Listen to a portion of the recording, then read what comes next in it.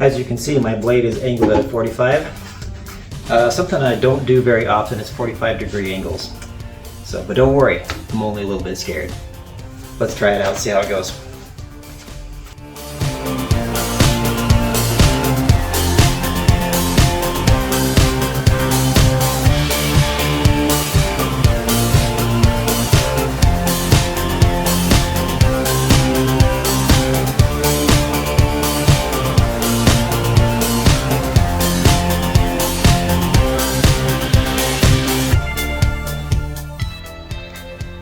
Right here, we have the passive radiator. Now, sorry I didn't do a box opening. If you really want to see me open a box, leave it in the comments, and next time I'll open a box. But here we go. This is actually a really cool looking passive radiator. The material is actually aluminum. Pretty compliant suspension. This thing has an FS of about 19.6 Hertz with no discs. It is tunable. It comes with several discs on it, but I think I'm going to run it with maybe one disc on it.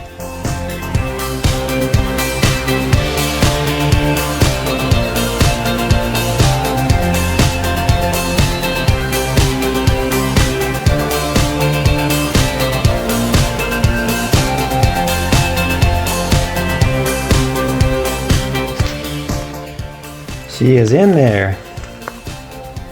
Very nice looking passive radiator.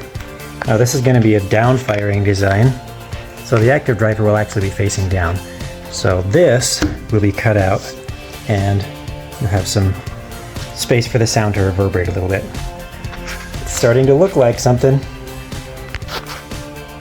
You know what it's time for? Speaker covers. It just so happens that I've got, this is a scrap wood build, and it just so happens that I've got a piece of scrap. This is Home Depot white birch. Now, I would never build a box out of this because it is the most awful wood that I've ever seen to build a box out of. It's soft, it's absorbent, sound absorbent, not rigid, and it's just not very strong. But it happens to be very lightweight, and it's perfect for speaker covers.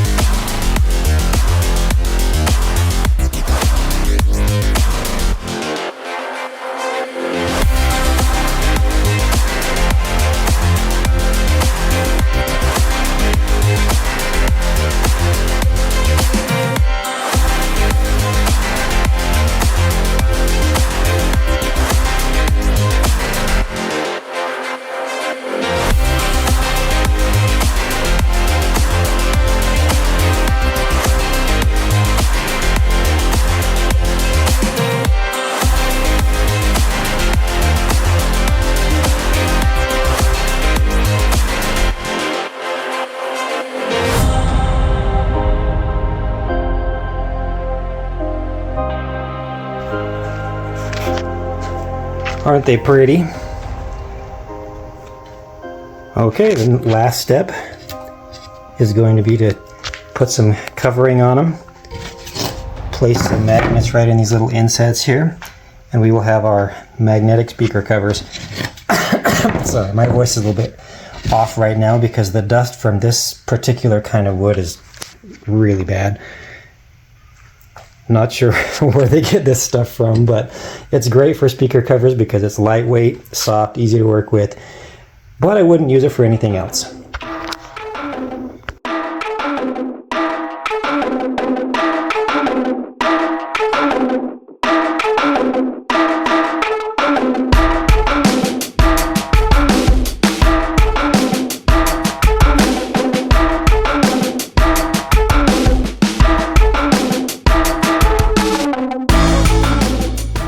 All done. I'm going to let these dry for a few minutes, and then we'll throw some paint on these speaker covers. And then eventually we'll get the cloth material that goes over them. But I'm leaving these magnets in place for just a few minutes, just to let the super glue set up the way it's supposed to, or to keep tension on the magnets until the super glue dries, and then they'll be stuck in place forever. And just like that, they are sprayed black. Magnets are in, good and solid, holding very strong. It takes a little bit of effort to get them off of there, and they'll stick right back on. So these will be cloth covered when we're done. And now it's time to do some modifications to these pieces.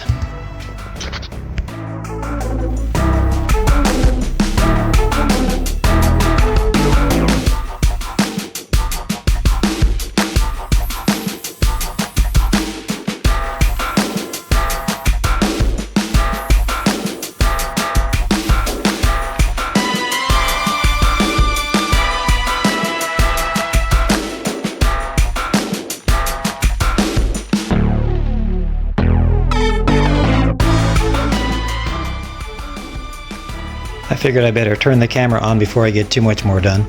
Kind of got carried away, just working away. I've got all this done. T-nuts are installed. Anyway, I'm about ready to drill some holes for the active driver. These two pieces are cut. We'll have the outer surround and then the cutout, and it'll be a double baffle for the active driver. Here's the active driver. I figured I'd show you guys this because this is pretty cool. This comes from bigjeffaudio.com. It's a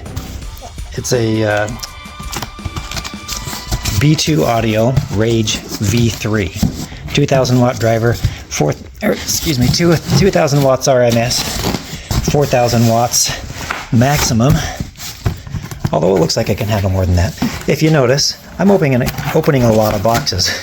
You know, you just keep on seeing layers of cardboard here. They did a great job with packaging this. And finally, underneath all that is the driver. Pretty high quality piece too. Got this thing up on the table. Kind of a heavy piece, but it is a dual 1 ohm. See, very high quality. Got the wire sewn into the fabric. This fabric suspension system. Pretty cool piece.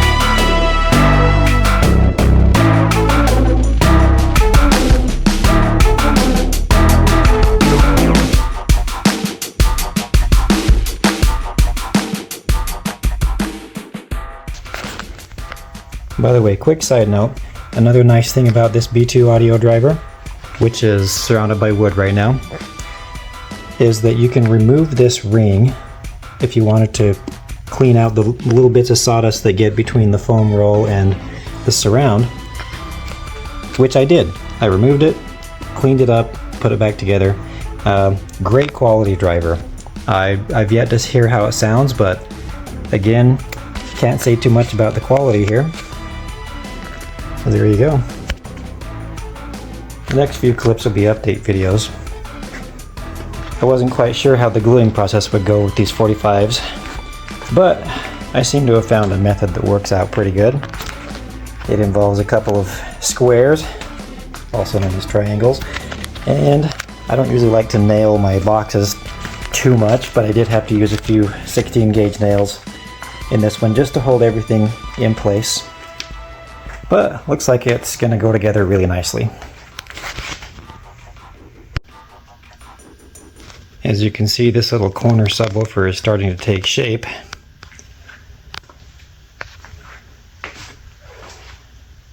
I say little. To most people, this would be a larger subwoofer. But compared to the ones that I've built, where we've got dual 24-inch and refrigerator-sized subwoofers, to me it's little. It's about 24 inches high by 17. So 17 by 17 by 24. And the final stage in the gluing process is underway. How many clamps do I've got? Let me see. 1, 2, 3, 4, 5, 6, 7, 8, 9, 10. There are 10 clamps on this thing. If that's what it takes, then that's what it takes. This little corner sub will be secure. Right, time to cut the hole for our plate amp. Wood scraps to the rescue.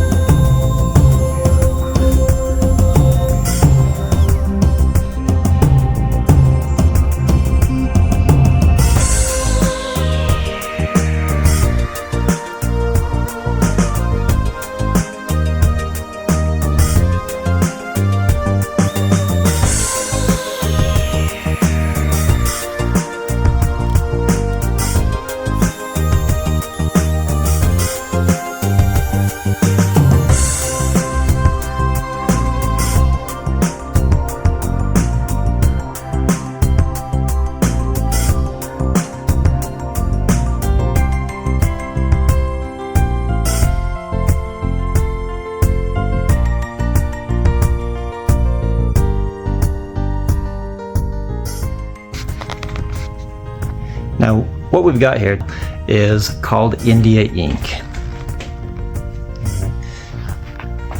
I really like it because it turns things black for rails, more black than a stain would ever turn the wood.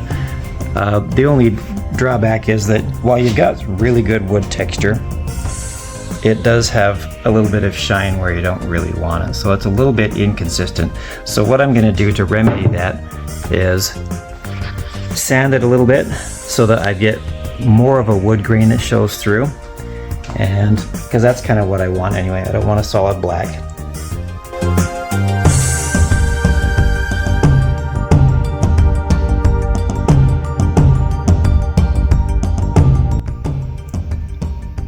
Here's where we're at. Now, I've put a couple of strips of tape along the side. What this does is it gives me a little bit of a buffer zone so that I can put a nice heavy coat on the top. And if I get runs, then it gives me a chance to clean them up before they run down here and start to cause problems. And what I'm using is just a regular Home Depot brand polyacrylic. And this is a clear semi-gloss. So I'm going to set the camera up and we'll get going.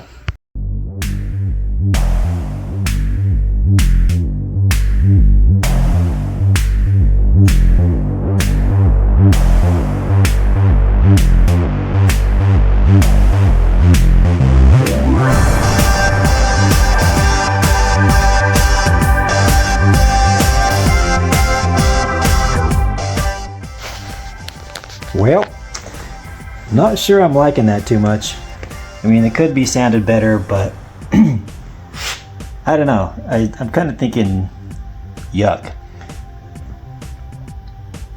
So overall, I mean, it doesn't look terrible. From 10 feet away, it would be great, but I think I'm going to go simple and safe on this one. So I'm going to go ahead and sand this down, or at least sand it to the point where the Duratex will stick to it. But yeah, I think I'm going to go with the Duratex finish. Well, so much for the polyacrylic. There was so much bubble. Let me show you what I'm talking about. So many bubbles. And a lot of this is just from sanding, but yeah, that's pretty bad. Stuff like this, you don't want to have to deal with that. It's nearly impossible to sand out.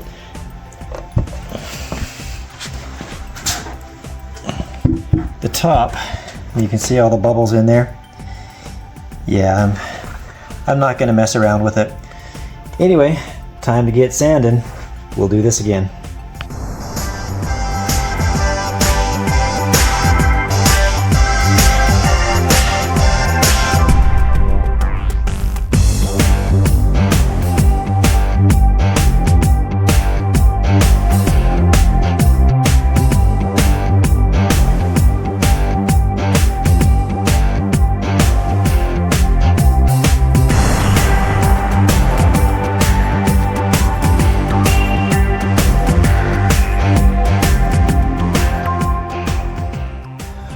Alright, we're going to put about 2 coats of Duratex on here, and then after 2 coats I'm going to sand it down a little bit, knock the rough edges off, and then we'll put the shine coat on, which is basically diluted Duratex. So you'll see how that goes.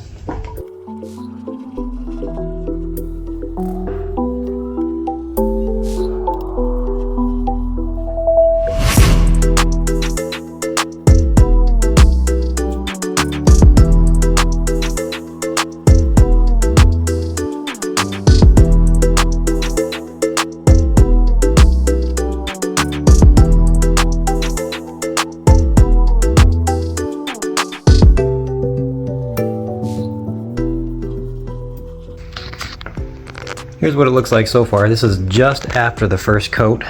Still got a little bit more of a sheen than it will have once it dries, but it's going to look pretty well like this.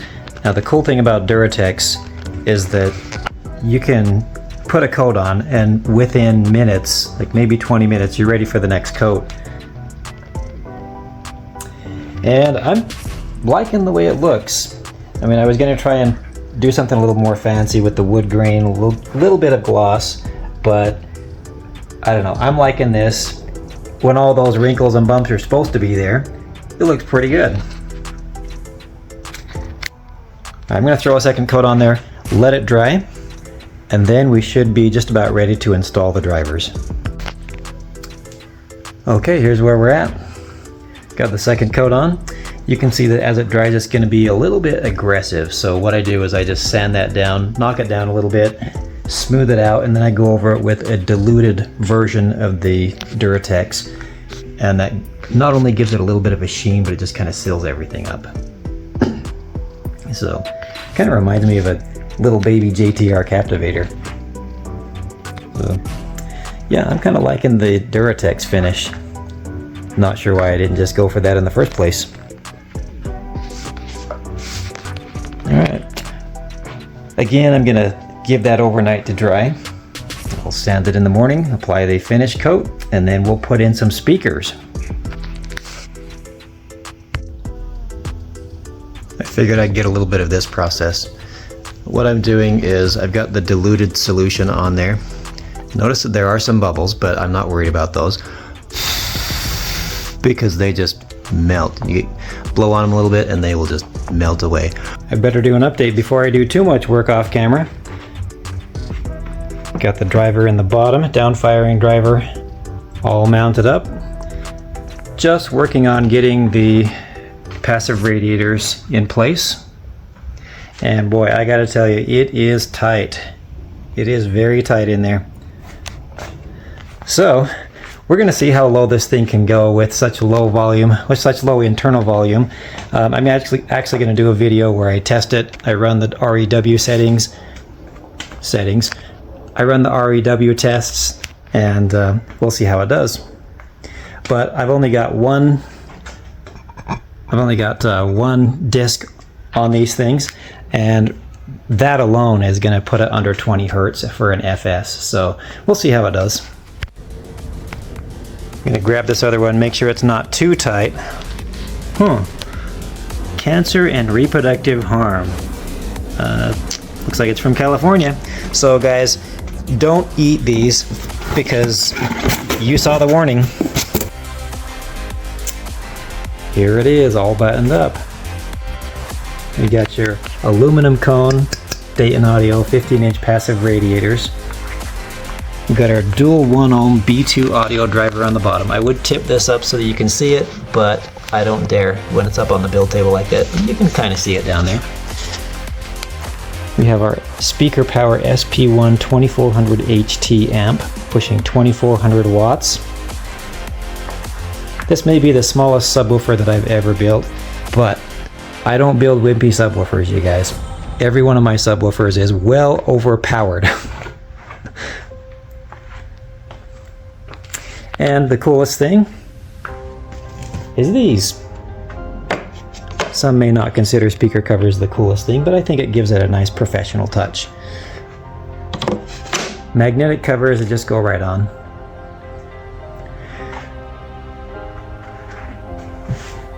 That's gonna be a wrap for today. Now I will do some testing on this. We'll get the REW measurements, see how it performs, see if we can really go subsonic with this thing, and have it perform with authority deep down below 20 hertz. I'm really glad you joined me for this build. Thank you for watching. Have a great day, guys. Just kidding. Not ready to cut it off just yet. Well, speaking of cutting things off, I did just take 1.5 inches off the bottom of this thing. It had a pretty good stance. It was nice looking, but I ripped everything back out of it and I lowered it. Now it looks cool.